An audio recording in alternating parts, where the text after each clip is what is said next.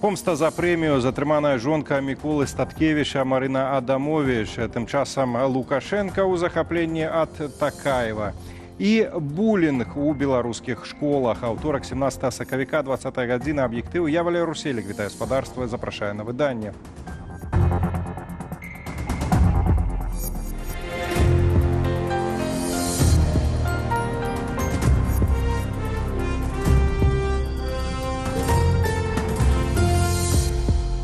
Затрымалі жонку Мікалая Статкевіча Марыну Адамович. Пра гэта паведаміў сам палітык у сваім тэлеграм-канале.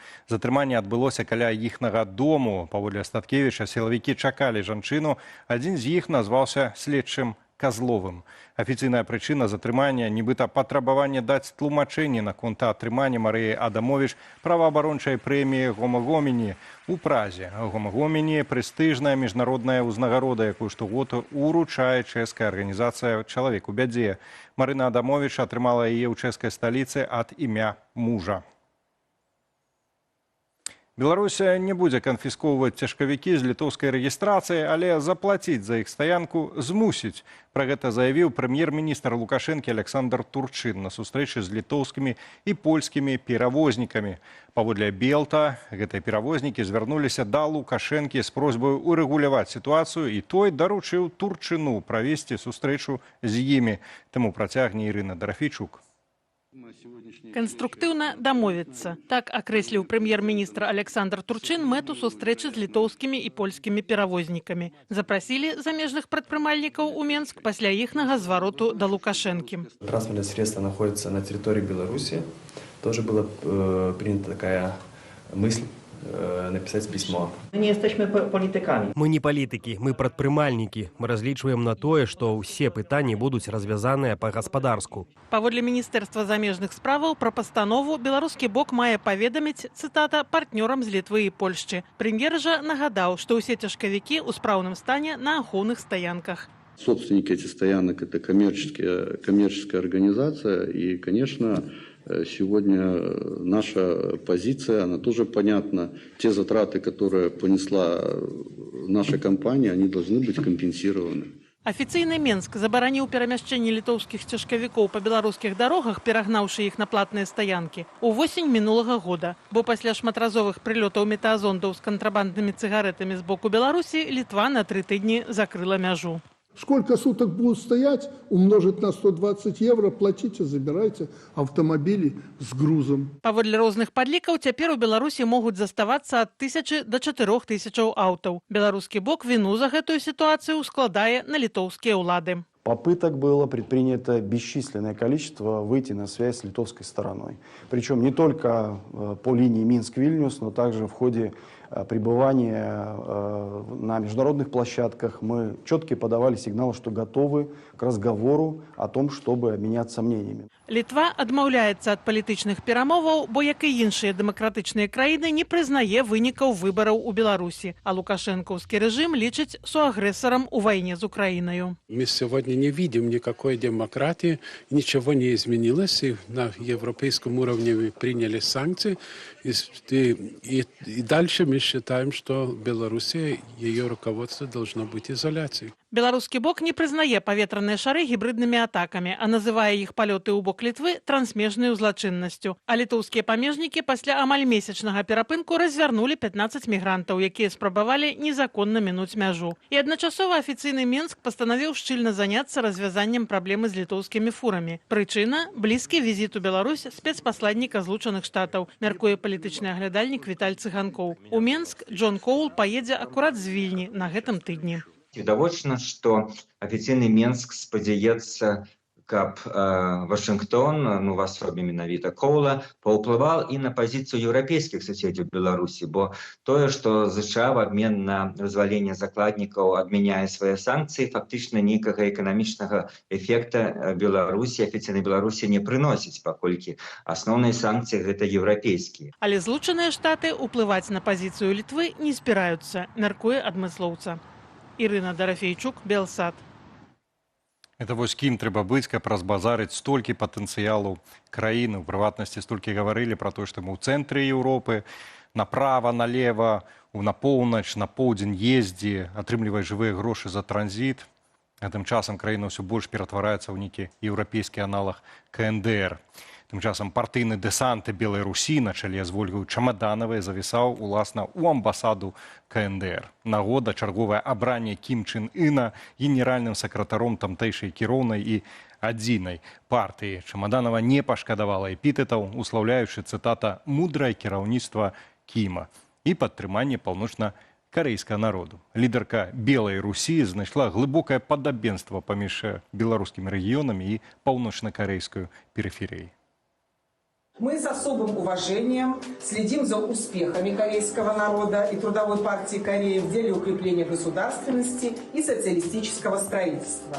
Для нас очевидно, что нынешние достижения стали возможны благодаря продолжению великого дела, начатого товарищем Ким Ир Сеном, основателем Трудовой партии Кореи и отцом корейского государства.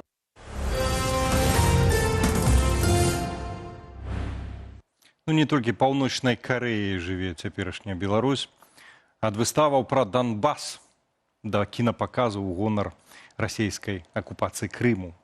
У шэрагу беларускіх гарадоў прайшлі імпрэзы з прарасійскім душком. Хто іх арганізоўвае ў нашай краіне і навошта, ведае Наста Печанькова.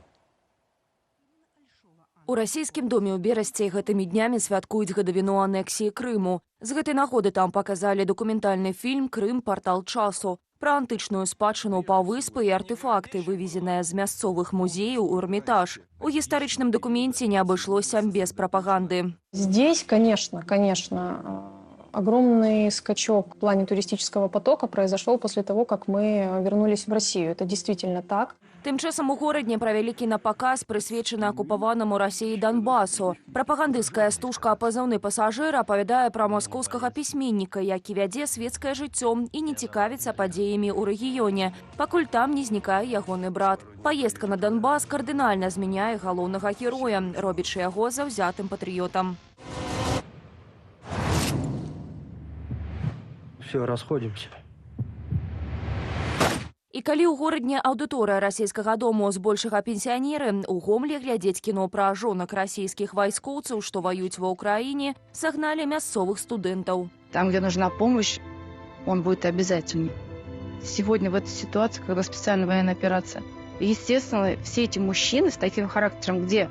Они все там. Апроч кінапаказаў у расійскіх дамах сістэматычна адбываюцца і іншыя захады, што прапагандуюць расійскую культуру і светапогляд. У тым ліку пытанні гэтак званай СВА. Да прыкладу, у горадні ладзяцца фотавыставы, прысвечаныя мірным жыхарам, цытата, новых рэгіёнаў Расіі, прэзентацыі зэт-пісьменніку, а таксама прапануюць гарадзенцам збіраць дапамогу насельніцтву Донбасу і Курску. І, здаецца, паспяхова. Дзякуй хочам сказаць усім неабыякавым гарадзенцам за ўдзел у зборы пасылак да Дня абаронца Айчыны. Хочам паведаміць, што весь груз ужо дастаўлены адрасатам і напаўняе душэўнай цеплынёй сэрца тых, хто сёння стаіць на абароне мірнага неба над нашымі краінамі. Не адстаюць у насаджэнні беларусам расійскага бачання канфлікту ва ўкраіне расійскія дамы ў Берасці і Гомлі. Нядаўна туды прывозілі выставу партрэтаў удзельнікаў СВА. Нашыя калегі сайту звярнуліся да дырэктара гомельскай арганізацыі з просьбай пракаментаваць адыёзную імпрэзу. Аднак чыноўнік размаўляў неахвотна. Выставки в честь СВО у нас каждую неделю разные проходят. Вот какая конкретная интересная? Так вот я не знаю, какая-то... А есть кто-то, кто бы мог мне рассказать? Официальный наш сайт. Все вам может рассказать. Вы были на нашем официальном сайте? Мы там былі. Праўда, знайшлі толькі заклікі паступаць у расійскія ВНУ, анонс лекцыю пра сямейныя каштоўнасці і запрашэнне да ўдзелу ў гістарычным клубе на тэму анексіі Крыму. Наста Печанькова, Белсат. Я толькі нагадаю, што якраз вось з гэткіх расійскіх дамоў і іншай вось этой ватнай актыўнасці, калісьці пачалася расійская акупацыя і Крыму, і Донбасу, Украіны. І расследаваў, дарэчы, сярод іншых сувязі Лукашэнкавай Беларусі з акупантамі. Наш калега, мой зямляк, журналіст Денис Івашын. Цяпер ён знаходзіцца за свае смелыя расследаванні у палоне лукашысцкага рэжыму. А тым часам знаны румынскі бізнесовец Віталіе Буздуган пасяліўся ў Менску на элітнай вуліцы Ціхай каля Дроздоў. Новае расследаванне бюро выявіла ў яго нерухомасць амаль на $1 мільён США і сетку з 15 кампаніяў, якія працуюць у стратэгічных сферах Беларусі, ад энергетыкі да фармацэўтыкі. Упершыню мы назвалі імя чалавека, які ўжо больш за 15 гадоў вядзе бізнес у Беларусі, строіць літаральна імперыю, але да гэтага часу ён заставаўся невядомым, маўляў, нікому. Вось, між тым, ён за 15 гадоў, які ён у Беларусі працуе, паспеў тут стварыць бізнес-імперыю літаральна з 15 кампаніямі, якія працуюць ва ўсіх сферах, і яго галоўныя партнёры – гэта спонсор Лукашэнкі Александр Зайцаў і былы кіраўнік Дзяржпагранкамітэта Ігор Рачкоўскі, адзін з былых топ-чыноўнікаў. І вось гэты трыумвірат стварыў імперыю, якая працягвае залочваць гэтага румынскага бізнесмена. Ён набыў нерухомасць у Мінску на амаль $1 мільён і цяпер рэалізуе ў Беларусі праекты, у тым ліку з расійскімі бізнесоўцамі, якія ствараюць дроны ударныя, якія выкарыстоўваюцца на вайне ва ўкраіне. Пакуль гэты крывавы бізнес квітнее на вайне, Буздуган захоўвае пашпарт Румыніі. Знаходкамі з расследавання журналісты бюро падзяліліся з Міністэрствам замежных справаў гэтай краіны і папрасілі ведомства адрэагаваць на інфармацыю. Нашы калегі ўсцяж чакаюць адказу.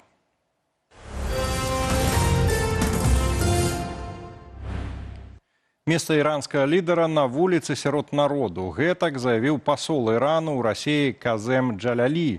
Дыпламат зняпраўдзіў інфармацыю, нібыта новы духоўны лідар краіны Мадждаба Хаменеі ў Маскве на лячэнні. Пра іншыя падзеі вакол Ірану і не толькі у выглядзе Аліны Скрабуновай. У выніку начных ізраільскіх удараў па тэрыторыі Ірану забіты сакратар Найвышэйшай рады нацыянальнай бяспекі Ірану Алі Ларіджані. Пра гэта паведаміў міністр абароны Ізраілю Ісраэль Кац. Разам з Ларіджані гэтую ноч не перажыў і Галямрыза Сулеймані, кіраўнік ваенізаванага іранскага апалчэння Басідж, адказнага за здушэнне народных пратэстаў. Ларіджані і Басідж далучыліся да Хаменеі і астатніх чальцоў восі зла, якія былі зліквідаваныя цяпер у глыбінях пекла. Армія абароны Ізраілю працягвае дзеяць у Іране напоўніцу супраць рэжыму і ліквідуе магчымасці запуску ракетаў ды нанясення шкоды буйной інфраструктуры.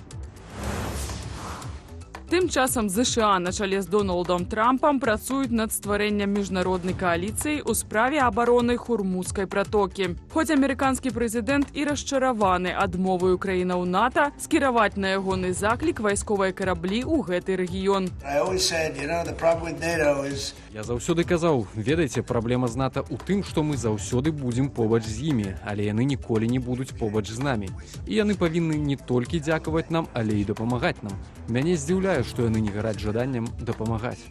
Таксама Трамп дадаў, што ЗША наймагутнейшая дзяржава ў свеце, і ёй не трэба нічыё падтрымання. Маўляў, ён проста хацеў пабачыць рэакцыю сябраў НАТО на запыт.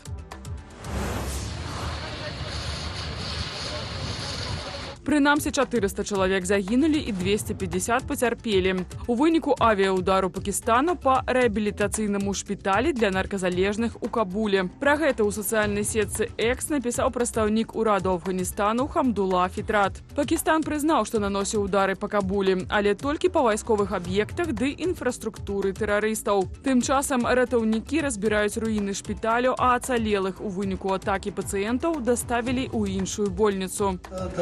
На нас абрынулася столь. Я не ведаю, быў гэта напад ці не, але раптам пачуўся гучны шум. Людзі былі ў крыві, паўсюль панавалі смутак і гора. Я атрымаў траўмы галавы, а таксама балелі ногі і рукі. Я бачыў шмат людзей, якія загінулі пакутніцкую смерцю, і іншых, якія атрымалі раненне. Поўная цемра ахапіла Кубу. У выніку блэкауту электрычнасць знікла прыкладна ў 10 мільёнаў чалавек. Вуліцы гарадоў асвятляліся толькі фарамі аўтамабіляў. Людзі перасоўваліся пры дапамозе ліхтарыкаў у мабільных тэлефонах. Дзяржаўны аператар электрасетак УНЭ прычыну татальнага блэкауту не назваў. Гэта не проста адключэнне электраэнергіі. Тут няма вады, электрычнасці і газу. Вады няма, бо няма электрычнасці для працы помпаў. Няма электрычнасці, няма харчоў, няма нафты, няма паліва. А ў прыватных прадпрыемстваў высокія цэны, бо цяпер усё даражэе, і ім даводзіцца перавозіць тавары цяжкавікамі і транспартам. Усё гэта сапраўды вельмі дрэнна. З пачатку года Куба перажыла ўжо некалькі блэкаутаў, але дасюль яны насілі больш лакальны характар. У адказ на адключэнне электрычнасці мясцовыя жыхары пачалі ладзіць акцыі пратэсту супраць дзеянняў уладаў падчас крызісу. Праблемы з электрычнасцю на Кубе ўзнікаюць перадусім праз адсутнасць паліва. ЗША ў межах кантролю блакуюць пастаўкі на выспу венесуэльскай нафты, ад якой Куба вельмі залежная. Аліна Скрабунова, Белсат. Вяртаемся ў Беларусь. Міністэрства антыманапольнага рэгулявання і гандлю фактычна замацавала на ўзроўні заканадаўства прысутнасць рапсавага алею ў кожнай краме краіны, ад сталічных гіпермаркетаў да невялікіх вясковых павільёнаў. Чаму дзяржава настолькі актыўна прасоўвае гэты прадукт, які яшчэ 5 гадоў таму лічыўся нішавым? Ведае Андрэй Сульжыц. Наяўнасць рапсавага алею была абавязковая толькі для буйных гульцоў і гіпермаркетаў. Але згодна з новую пастановую Маргу, правілы мяняюцца, і рапсавы алей на паліцах – закон для ўсіх. Невялікім крамам і павільёнам плошчай ад 50 квадратных метраў цяпер абавязкова мець у асартыменце 1-2 найменні. Буйны рэтэйл павінен забяспечыць выбар ад 1 да 5 відаў. Пастанова ўступае ў моц праз 2 месяцы, таму гандаль мае час вызваліць месца побач са звыклым сланечнікавым алеем. З якой мэтаю дзяржава пастанавіла пры дапамозе адміністрацыйнага рэсурсу піярыць гэты прадукт на паліцах крамаў. Ніякага эканамічнага сэнсу ў такіх дзеяннях няма. Але у нас вырошчванне рапсу і вытворчасць рапсавага алею – гэта нейкая дзяржаўная справа. І, напэўна, трэба трохі падтрымаць, напэўна, у іх таксама, як і у астатняй сельскай гаспадарцы, ёсць вялікія праблемы. Яшчэ одно важное пытанне – наколькі такі алей карысны для здароўя? В нем есть хорошее количество, хорошее содержание мононенасыщенных жиров. В нем есть больше омега-3, чем в подсолнечном масле. Но еще раз повторюсь, что это не лекарство. Аднак папулярызацыя прадукту часам набывае нечаканыя формы. Падчас працоўнай паездкі ў Смалявіцкі раён Александр Лукашенко публічна дэгуставаў алей наўпрост з бутэлькі. Пасля гэтага работнікі дзяржаўных прадпрыемстваў самі ці пад прымусам падхапілі ініцыятыву ў тыктоку. Ролікі сабралі сотні тысяч праглядаў і каментароў. У асноўным карыстальнікі задаваліся пытаннем, ці карысна гэта. Это такой концентрированный жир, поэтому это дополнительные калории. И если просто пить там ложками, стаканами, я не знаю, то это как минимум может привести к набору веса. Паводле нутрыцыялагіні Алесі Трыфан, каб атрымаць карысныя омега-3 і ненасычаныя тлушчы, дастаткова заправіць салату або смажыць прадукты на невялікай колькасці рапсавага алею. Андрэй Сульжыц, Белсат. Ну што ж, гаспадарства, калі раптам захочаце далучыцца да гэтага бязглуздага флэшмобу, вось там выпіваць алей, падумайце, ці прывезуць вам хто-небудзь з Амерыкі таблеткі для пахудзення, як прывозяць для Лукашэнкі. А потым ужо далучайцеся. Тым часам у беларускіх школах будуць рэалізоўваць праекты для прафілактыкі булінгу. Распачаць яго плануюць з новага навучальнага года. Аднак анансаваць ва ўстановах пачнуць ужо ў красавіку. Пра гэта піша Белта са спасылкаю на Міністэрства адукацыі. Цяпер падобны праект рэалізоўваецца ў беларускіх каледжах, распавяла намесніца начальніка ўпраўлення выхаваўчай і сацыяльнай працы ведамства Алена Сімакова. Для навучэнцаў падрыхтавалі плакаты, памяткі і відэаролікі аб праблеме цкавання ў калектыве, як дзейнічаць у падобнай сітуацыі ды куды звяртацца па дапамогу. Таксама ідзе праца з бацькамі, у тым ліку на бацькоўскіх сходах і падчас сустрэчаў з псіхолагамі. Пагаворым пра гэта і сёння ў студыі Белсат. Ну а тым часам таксама сёння свет афарбоўваецца ў зялёны колер, і гаворка не пра нейкі экалагічны флэшмоб. Чалавецтва адзначае Дзень святога Патрыка. Гэтае свята нарадзілася яшчэ ў 5 стагоддзі ў гонар хрысціянскага місіянера, які паводле легенды выгнаў з Ірландыі ўсіх змеяў. У нашы яшчэ дні гэтае свята даўно перакрочыла межы Ірландыі і сталася такім агульначалавечым сімвалам вясны, весялосці і веры ў поспех. І вось як праходзяць яркія парады ў розных краінах, давайце разам зірнем у нашым сюжэце без каментара.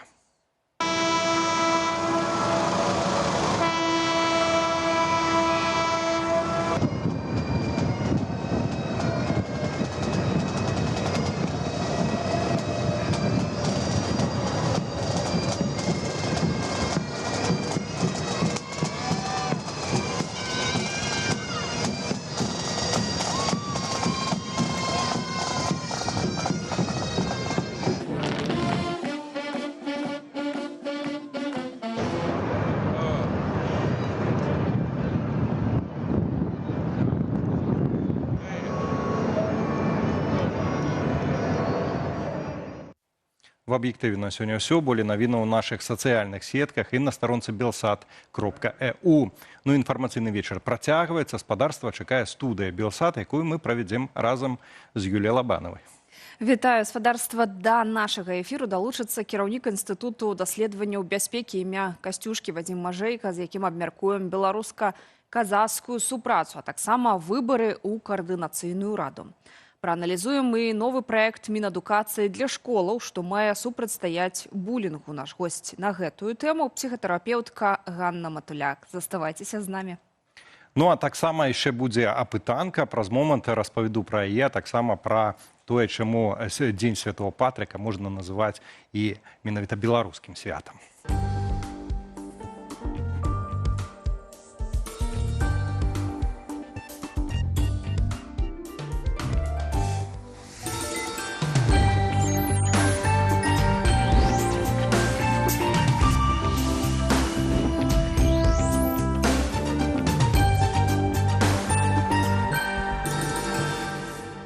Добра, спадарства. Перш чым раскажу пра апытанку, невялічкая лекцыя, можна так сказаць.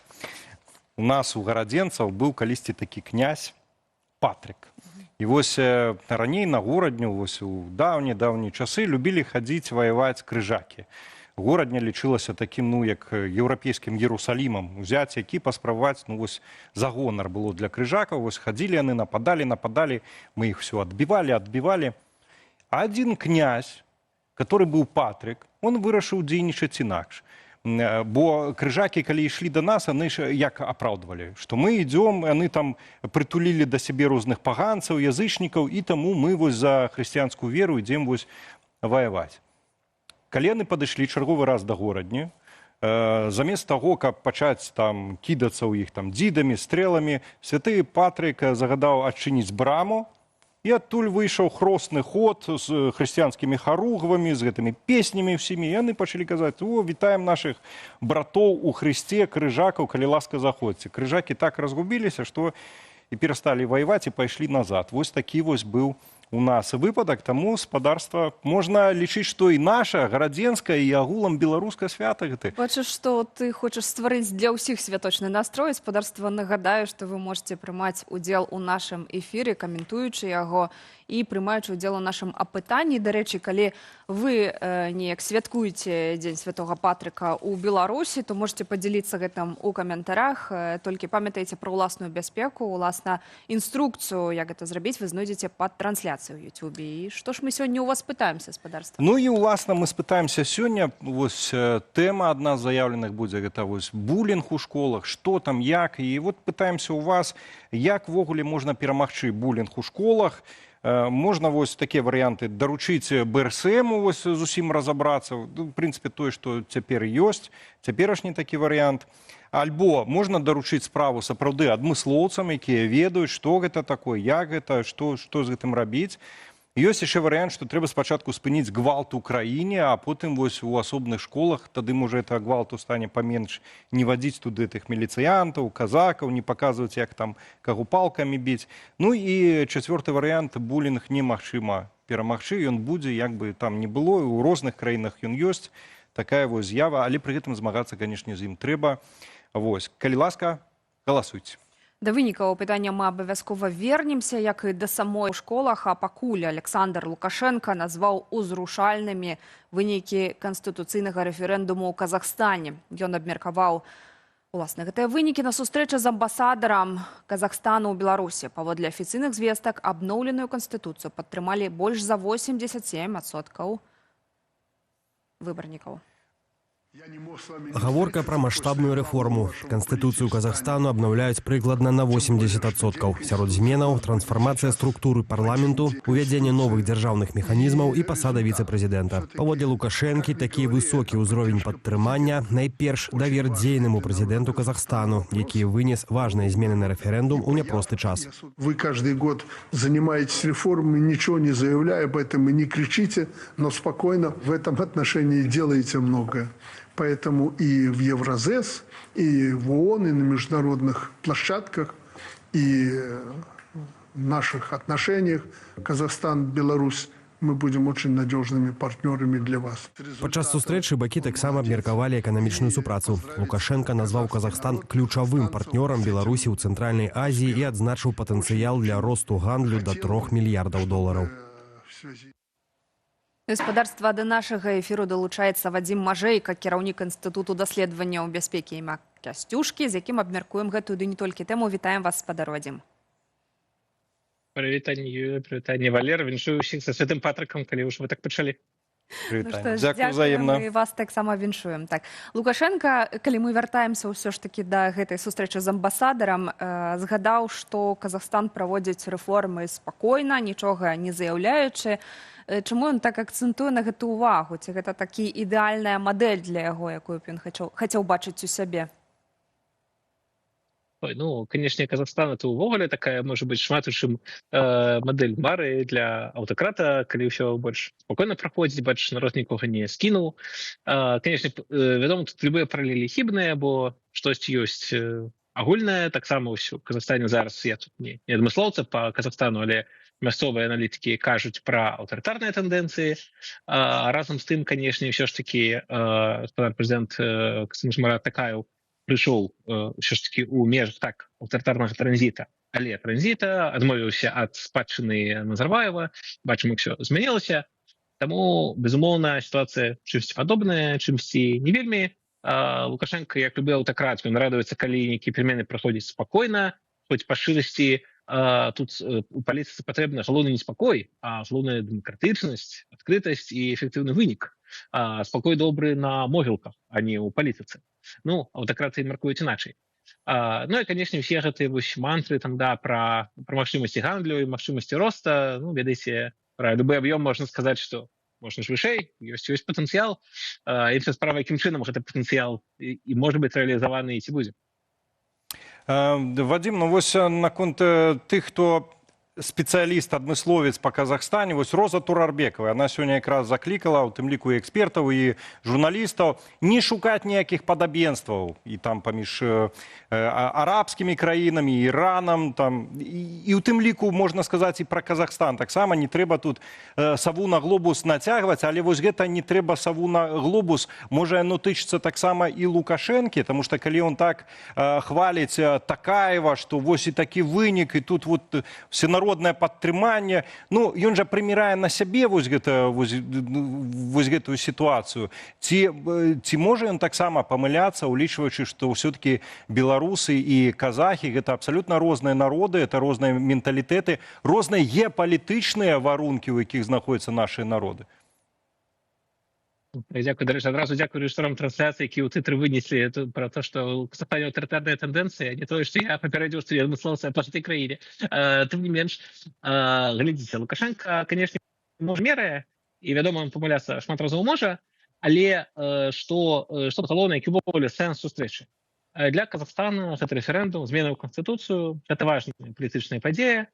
Ім, адпаведна, важна сабраць ад рознага кшталту краінаў нейкую палітычную падтрымку. Натуральна, што гэта і задачы для амбасадараў, яны мусяць данесці інфармацыю з аднаго боку, а з іншага боку таксама атрымаць вось такі пазітыўны фідбэк, які у тым ліку казахскія медыа могуць астражаваць, прадэманстраваць, што вось у розных краінах нас зразумелі, падтрымалі, нейкія добрыя словы выказалі. Таксама ўласна спадар амбасадар справаздачыцца самому кіраўніцтву, што вось глядзіце, ўсё далёс, фідбэк атрымаў. Ну, а Лукашенко, што у яго няма нейкіх тут прычынаў канфліктаваць з Казахстанам, таму зрабіў прыемнае спадару амбасадару, зрабіў прыемнае спадару Такаеву, в прынцыпе, нуль нейкіх коштаў тут для Лукашэнкі. Таму, мне здаецца, такая в этом сэнсе досыць пратакольная сустрэча.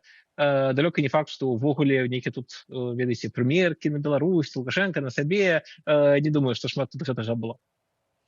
Ну што ж, калі пратакольная сустрэча, давайте перанесемся і размаўляем яшчэ пра адну важную падзею для Беларусі. Працягваецца вылучэнне спісаў на выбаравую каардынацыйную раду і ўжо пададзеныя першыя заяўкі ад палітычных аб'яднанняў, а рэгістрацыя ўдзельнікаў працягнецца да канца сакавіка. Сярод прэтэндэнтаў як дзейныя ўдзельнікі, так і новыя каманды. Ну, адным з першых пра свой удзел абвесціла каманда Паўла Латушкі і руху за свабоду. Яны зноўку ідуць адзіным спісам, як і на мінулых выбарах, дзе ўтварылі найбольшую фракцыю. Падаў дакументы і яшчэ адзін спіс еўрапейскі выбар на чале з Валерыем Мацкевічам, аднак з першай спробы яго не зарэгістравалі праз невыкананне гендернай квоты.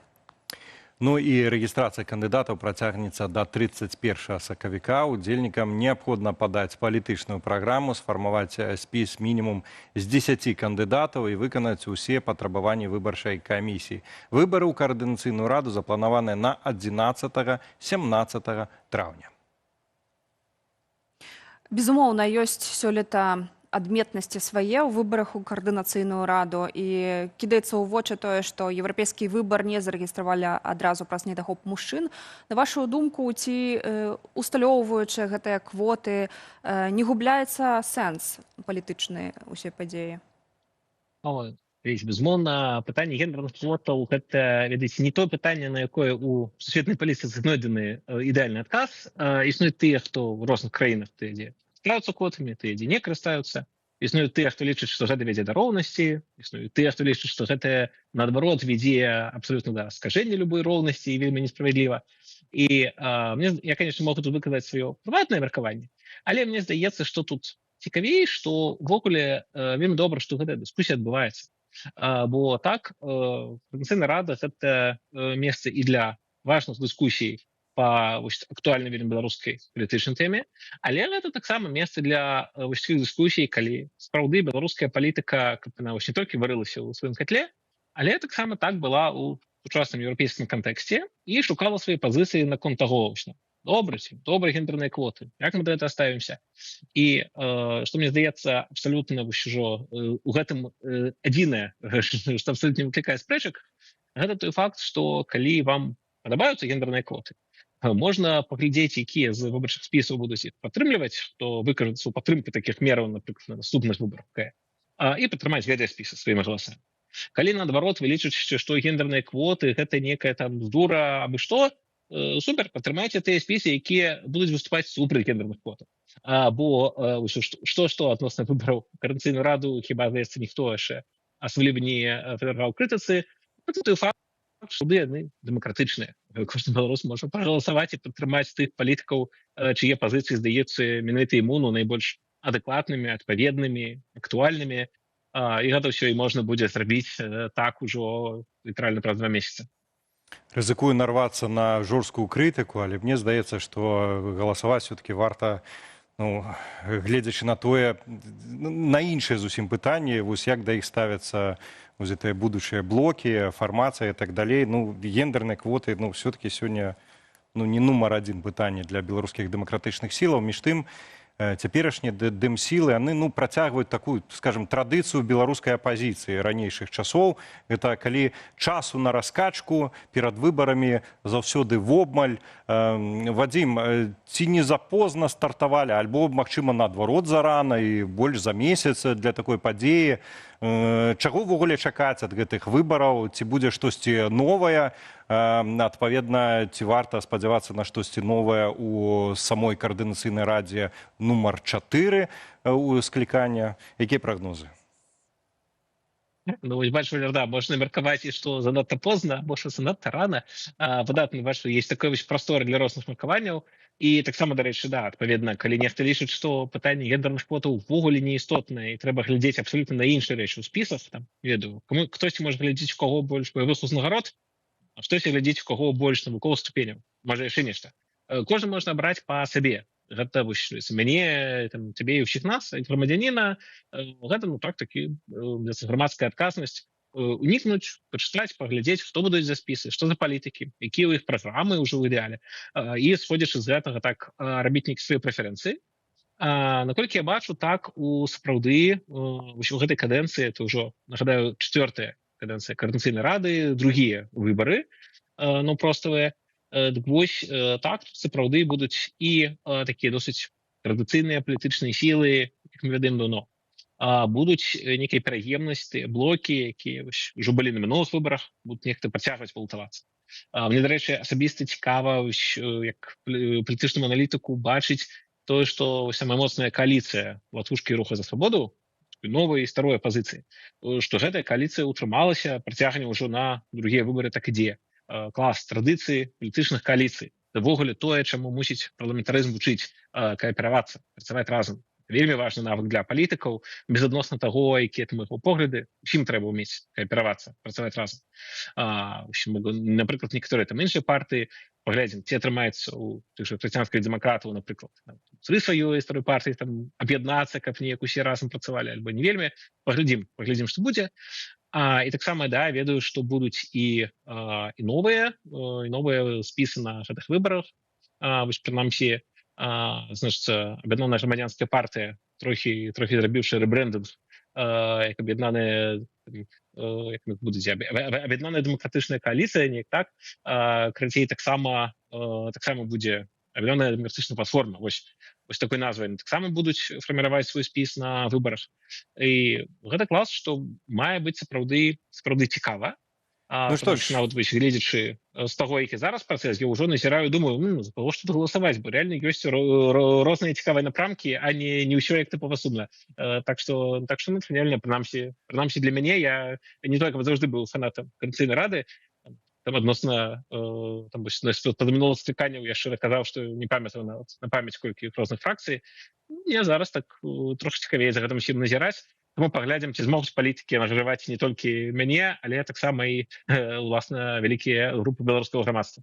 Ну што ж, будзе час і ўвогуле, прынамсі, праца і для палітычных аналітыкаў, і для нас, журналістаў. Нагадаю, 11-17 траўня пройдуць выбары, а ў нас сёння быў у гасцях Вадзім Мажэйка, кіраўнік Інстытуту даследаванняў бяспекі імя Касцюшкі. Вадзім, дзякуй вялікі за размову і дзякуй гаспадарству, што застаецеся з Белсатам. І да нашай наступнай тэмы праект барацьбы з булінгам запусцяць у беларускіх школах ужо з новага навучальнага года. Як адзначаюць у Міністэрстве адукацыі, задача навучыць дзяцей распазнаваць цкаванне і супрацьстаяць яму. З 1 верасня ва ўсіх школах стартуе маштабны праект для прафілактыкі булінгу вучняў. Да гэтага часу ініцыятыва працавала пераважна ў каледжах. Аднак цяпер Міністэрства адукацыі пастанавіла пашырыць досвед на сярэднія навучальныя установы. Пра гэта паведаміла намесніца начальніка ўправлення Міністэрства адукацыі Алена Сімакова. Праблема булінгу характэрная для шмат такіх краінаў свету, у тым ліку і ў Беларусі ёсць яго праявы. Калі супраць аднаго навучэнца фармуецца група аднагодкаў, якія яго пераследуюць. Для мінімізацыі такіх праяваў БРСМ пры падтрыманні Міністэрства адукацыі рэалізуе гэты праект у каледжах у фармаце «Роўны навучае роўнага».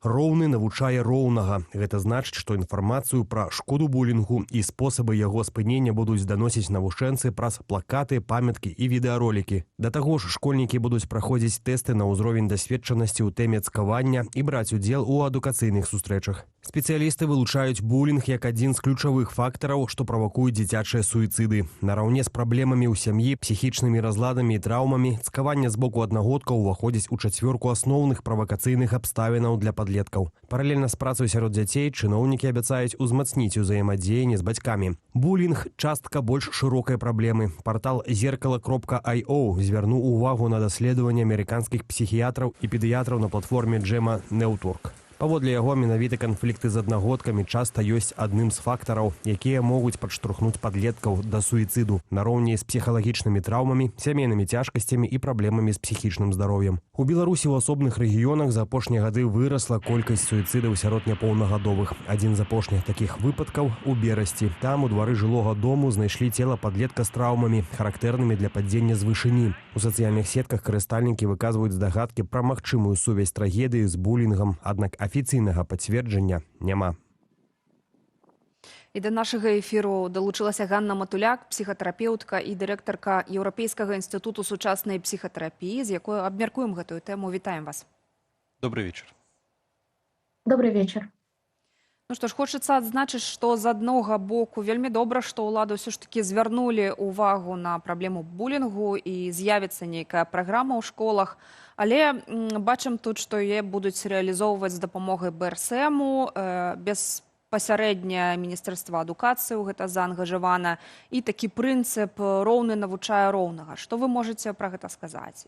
Ці гэта слушнае рашэнне, або, можа быць, лепш, каб іншыя прафесіяналы за гэта ўзяліся, псіхолагі, псіхатэрапеўты?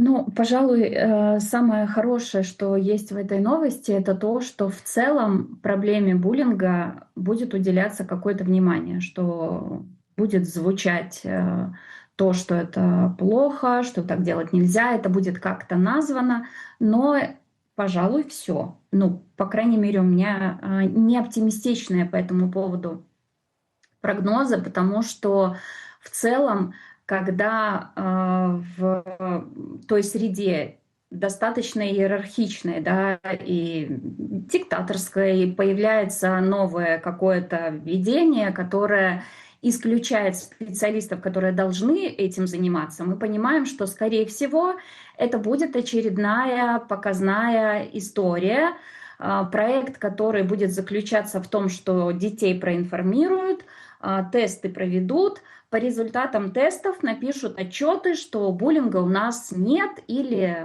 вот мы проделали работу. Буллинг – это неосведомленность.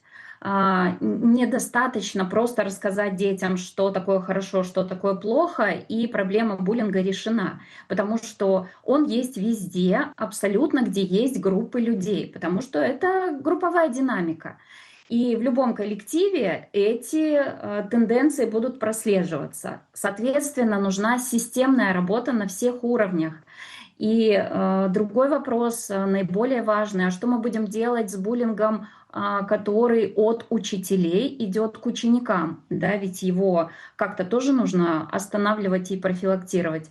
Если отдается эта история на откуп равным подросткам, тогда эти подростки тоже ставятся в очень непростое положение, поскольку они будут условно проводниками, да, и они не смогут в этой системе давать нужные сведения, доносить их, потому что они зависимы от учителей, от администрации школы, и они, с одной стороны, наделены властью, с другой стороны, эта власть их очень условная. И, соответственно, те же буллеры могут точно так же на них воздействовать, да, на этих подростков. То есть как будто бы пока то, как это выглядит, не выглядит реальной помощью детям и семьям. Более того, как будет простроена работа с детьми, которые являются инициаторами, авторами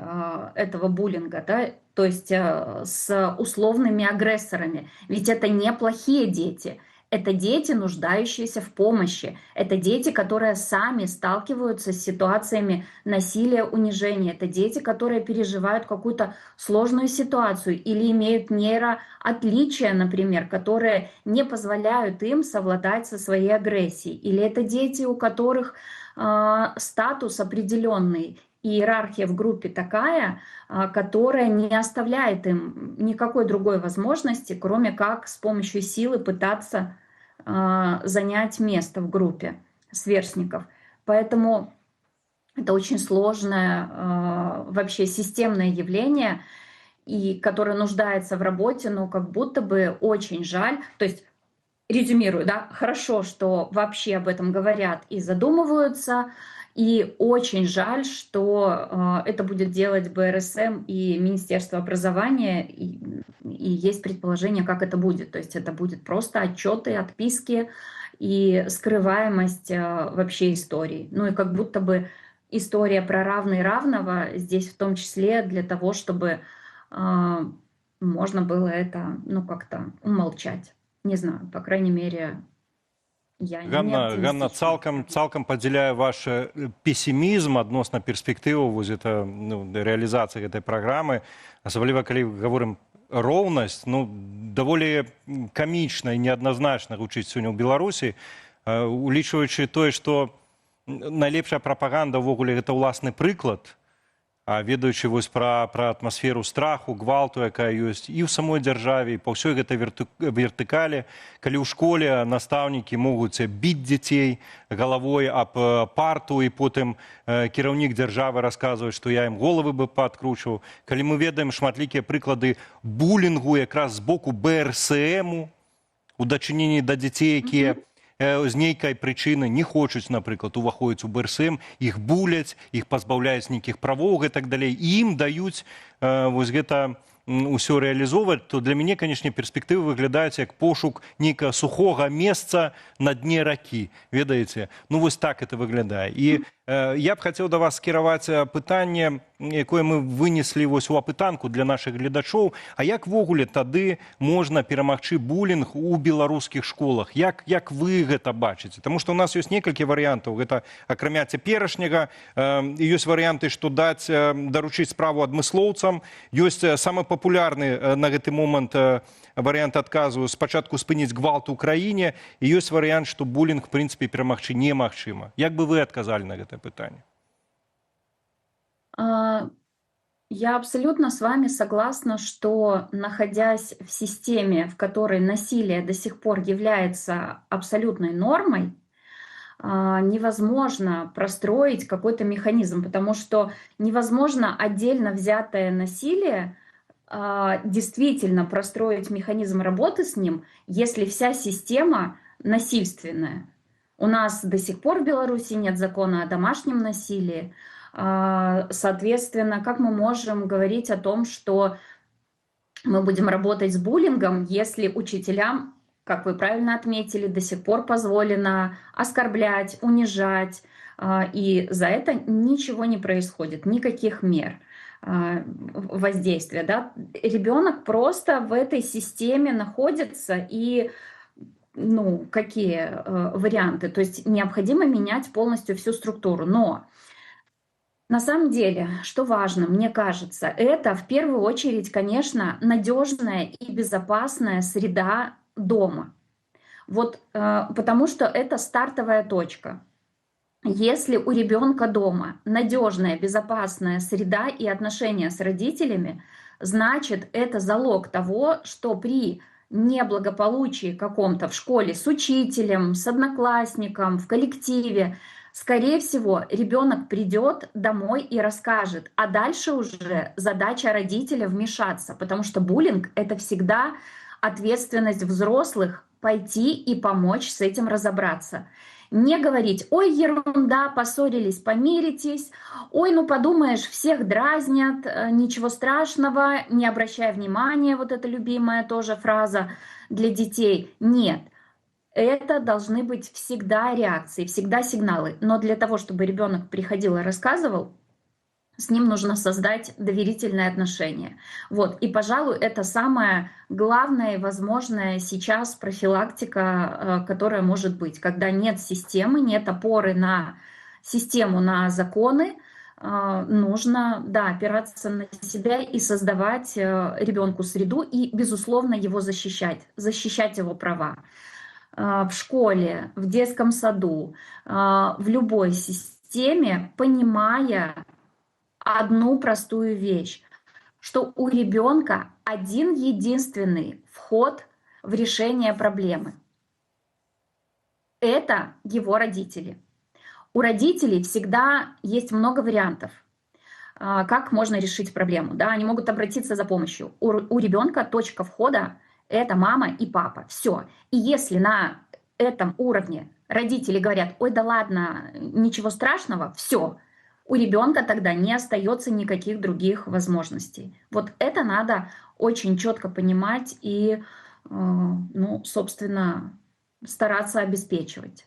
Ганна, гэта залатыя слова, гэта вельмі важная парада, вам дзякую за яе, але ўсё-ткі, глядзіце, бывае так, што і добрыя адносіны паміж бацькамі і дзіцём, і здаецца, і давер ёсць, гэтак далей. Але здараецца, што ў сілу свайго выхавання, добрага выхавання, дзіцё бярэ само на сябе, спрабуе браць на сябе адказнасць, каб не расстройваць маму, тату, і я замаўчу, я не скажу.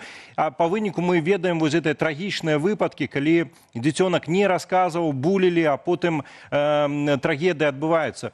Якая парада тут можа быць для бацькоў? На што звяртаць увагу найперш, калі ўсё окей з тваім дзіцём, ёсць давер, ёсць добрыя адносіны, але ўсё роўна можа штосьці здарыцца, пра што не захоча гаварыць.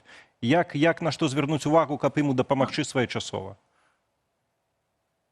Конечно. И опять вернусь к доверительным отношениям. Это не только не ругать и не обесценивать, но возвращаться к себе самим с вопросом: я точно взрослый сейчас? То есть, что бы ни происходило, что бы ни случалось в жизни, у ребенка должно быть понимание, что рядом со мной взрослый. Не я, как ребенок, должен заботиться о чувствах своего родителя, а родитель это взрослый. Вот это важная очень рамка, которая часто смещается. Да? Отношения вроде бы добрые, заботливые, но родитель ребенка использует фактически как своего партнера. Да? Например, развелись и все, теперь ты защитник, все, теперь ты помогаешь с младшими детьми. И я не имею в виду помощь какую-то там операциональную, да? Это абсолютно нормально, но скорее эмоциональную ответственность. Это один момент. Другой момент – наблюдать за ребенком. Родитель, если достаточно хорошо знает своего ребенка, то он заметит любые изменения, которые будут происходить. Стал более скрытным, меньше стал разговаривать, меньше стал общаться, уходит в себя, закрывается, перестал интересоваться тем, чем интересовался, снизился аппетит, начались проблемы со сном, какие-то проблемы происходят с друзьями, хобби, занятиями. То есть меняется жизненный фон ребенка, в нем что-то происходит нетипичное. Часть этих реакций может быть связана с подростковым возрастом, да, потому что подросткам свойственна депрессивность, вспышки агрессии, перемены настроения и прочие вещи. Но всегда лучше перепроверить, да, лучше переволноваться, что ли, в этом смысле.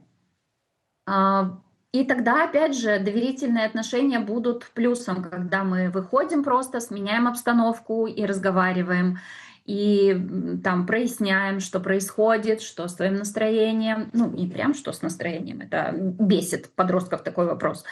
Вообще, аккуратно вникаем в суть происходящего из жизни, да, а для этого родитель должен знать, с кем ребенок дружит. Если, например, я знаю там условных подруг дочки, да, и я ориентируюсь, так, вот с этой поругались, а вот с этой сейчас больше дружат, а вот с этой какая-то история происходит. То есть и какая-то линия мне доступна, да, если я не знаю вообще, с кем ребенок дружит, я и не замечу, что, например, она поссорилась с подружкой, и уже неделю они не разговаривают, и это как-то ее беспокоит и волнует, и что-то внутри нее происходит. То есть вот это все то, что кажется незначительно, но на самом деле значительно. Есть такая сложность, что родители, да, часто недооценивают проблемы детей. Но типа, у нас тут взрослое решение, взрослые дела, проблемы. Что у тебя там? Любовь первая, да, будет еще 10 этих любовей. Поссорилась с подружкой, да, помиришься, еще у тебя 15 будет подружек. И надо, к родителям обращаюсь, не забывать о том, что у ребенка в каждом возрастном периоде вот то, что его беспокоит, это примерно как что-то супер важное и значимое, происходящее сейчас у вас в жизни. Мячик, закатившийся под шкаф у трехлетки, это такая же проблема, как отмена или невыдача кредита у взрослого человека. То есть это действительно для нервной системы, для психики серьезный вызов, который ребенок может обработать только с помощью родителя. Ну і на завяршэнне, да прыкладу, бацькі даведаліся аб праблемах дзяцей, аб цкаванні ў школах, але куды ісці, куды скардзіцца? Калі ёсць такая праграма ў школах і Міністэрства адукацыі абяцала жорстка рэагаваць на выпадкі булінгу, праўдападобна, што школы таксама захочуць схаваць гэтую статыстыку, каб не псаваць сабе рэйтынгі. То тут што рабіць бацькам? Ці да настаўнікаў адразу, ці пісаць скаргі ў Міністэрства адукацыі, як ім дзейнічаць? Я думаю, что поступательно можно действовать, начиная с классного руководителя, затем завуча, по воспитательной работе, по учебной работе, директор. Не столь важно уже, как будет выстроен маршрут. Главное, что это не будет оставлено без внимания. Потому что в таких историях ребенок должен чувствовать себя защищенным. А защитить его могут только родители. Вот, поэтому идти, разбираться. И на самом деле, если будет такая программа, то это может стать в том числе дополнительным бонусом, что ли, в том, что, пытаясь опираться на пункты этой программы, родители смогут права ребенка отстаивать и помогать в этом. Да? Если есть какие-то прописанные истины, то обращаться к ним гораздо проще. Если нет, это не отменяет того, что можно и нужно идти и решать эти вопросы и защищать своих детей. Безумоўна, варта, канешне, змагацца з праблемай булінга ў школах. Дзякую вам вялікі. Ганна Матуляк, псіхатэрапеўтка і дырэктарка Еўрапейскага інстытуту сучаснай псіхатэрапіі, была госцем студыі Белсат. А цяпер наша традыцыйная рубрыка «Жыццё рэгіёнаў», якую мы робім супрацы з выданнем «БГ-Меды». Перанесемся ў Берасце. На трышынскіх могілках падчас суботніку заўважылі пашкоджаныя помнікі і распілаваныя дрэвы. Здымкі з'явіліся ў сацыяльных сетках і выклікалі шырокі рэзананс.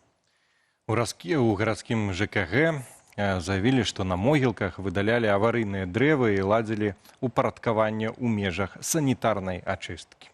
Як высветлілі журналісты БГ-Меды, работы на тэрыторыі некропалю выконвала мясцовае камунальнае прадпрыемства. Да суботніку таксама далучыліся дэпутаты і прадстаўнікі моладзевых структураў. Паводле афіцыйнай версіі, пілаванне дрэваў павінна было перадухіліць разбурэнне надмагілляў, аднак на практыцы частка помнікам апынулася пашкоджаная, а галінкі і смецці не прыбраныя. Трышынскія могілкі, найстарэйшы некропаль гораду, маюць статус ахоўнай гістарычна-культурнай каштоўнасці з 2016 года, і там пахаваны каля 12 тысячаў чалавек. І мне, ведаеце, гаспадарства адразу прыгадваецца падобныя акты вандалізму ў нас у горадні. І я думаю, што многія з вас могуць прыгадаць і штосьці ў сябе падобнае. Вось гэта стаўленне да памяці, да таго, што здавалася б, святое для кожнага з нас, нашыя продкі. І вось гэта вось так валяць, гэта, канешне, жэсць. І мы застаемся пакуль у Берасці. Там таксама адбыўся небяспечны інцыдэнт. У адным з двароў у раёне вуліцы Падгародскай пад легкавіком праваліўся асфальт. Ну і паводле відавочцаў утварылася яма каля 3 метраў дыяметрам і да 4 у глыбіню. Адно з колаў павісла, аўта ад правалу ўратаваў фаркоп і бардзюр. Ніхто не пацярпеў. Пазней месца агарадзілі, а транспарт эвакуявалі. Афіцыйных каментароў ад уладаў пакуль няма. Жыхары раёну абмяркоўваюць здарэнне ў сацыяльных сетках і сцвярджаюць, гэта не першы такі выпадак. Асфальт у гэтым месцы правальваецца прыкладна кожныя некалькі гадоў. Мясцовыя звязваюць праблему з асаблівасцямі глебы. Частка мікрараёну пабудавана на забалочанай тэрыторыі, дзе грунтовыя воды могуць размываць падмурак дарог. Пры гэтым, як адзначаецца, рамонт звычайна носіць часовы характар. Ямы засыпаюцца пяском, зверху укладуць новы асфальт, які праз некаторы час ізноў правальваецца. І гісторыя пра жыццё ў беларускай глубінцы. Сям'я Тытовых пераехала з гораду на хутар каля вёскі Якужы ў Мёрскім раёне і занялася фермерствам, аднак атрымала і сур'ёзную праблему – адсутнасць дарогі. Ну і в адным з відэа жанчына нават звярнулася да Лукашэнкі, як у нас, да каго яшчэ. Паводле Ганны Тытовай, пад'езду да дому фактычна не існуе ані фізычна, ані юрыдычна. Ужо 3 гады яны звяртаюцца да мясцовых уладаў з просьбаю развязаць праблему, але безвынікова. Чё, вообще хорошая дорога. Даже трактором МТЗ-52 не можем проехать. Это вообще просто шикарно. Что, у нас хорошая дорога, вообще просто изумительная, которой нету полностью, ни на карте, нигде. И вот как мне выехать в магазин за самым необходимым, если меня даже трактор не может стянуть? Скажите мне, пожалуйста, что мне делать? З Спадарства, на гэтым у нас усё. Дзякуем за вашу увагу і каментары, а таксама ўпадабанне. Ну і для вас сёння працавалі я, Валера Груселік, і моя цудоўная калега Юлія Лабанова. До новых сустрэчаў на Белсаце.